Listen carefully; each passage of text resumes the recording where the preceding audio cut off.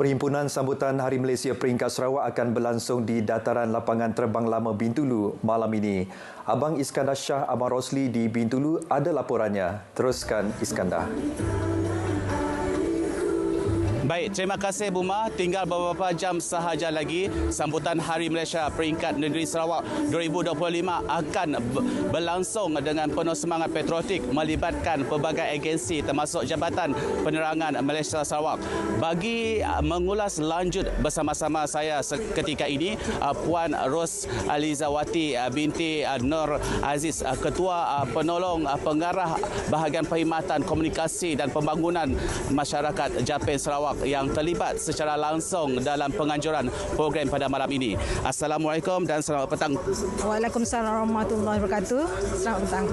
Okey, Puan, boleh terangkan apakah mesej utama yang ingin disampaikan melalui sambutan Hari Malaysia? Okey, kita ketahui bahawa sambutan Hari Malaysia bukan simbolik semata-mata, tetapi mesej yang kita ingin sampaikan adalah untuk kita menghargai jasa pejuang pemimpin terdahulu yang bertungkus lumus untuk memastikan bahawa pembentukan negara kita Malaysia pada tahun 1963, dan kita juga ingin memastikan bahawa pembentukan Malaysia ini bukan saja untuk makluman bukan saja meniti di bibir mulut, tetapi untuk generasi muda bersama-sama menghayati erti sebenar kemerdekaan dan juga memastikan keamanan terus wujud di Malaysia ini.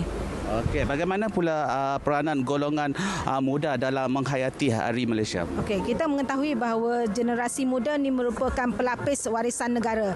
Jadi kita berharaplah semoga dengan adanya sambutan Hari Malaysia ini, mereka bukan sekadar mengetahui tentang sejarah pembentukan Malaysia, tetapi juga terus bersama-sama dengan kerajaan untuk memastikan semangat patriotisme terus tinggi dalam diri masing-masing, memastikan keamanan terus wujud dan juga menyumbang ke dalam pembangunan negara Malaysia jugalah di masa depan.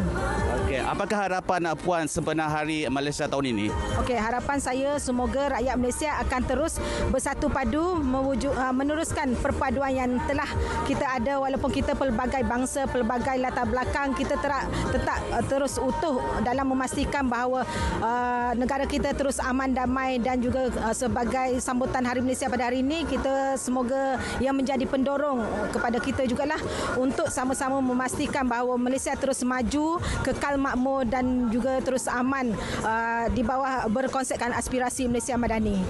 Okey, terima kasih Puan atas perkongsian itu tadi.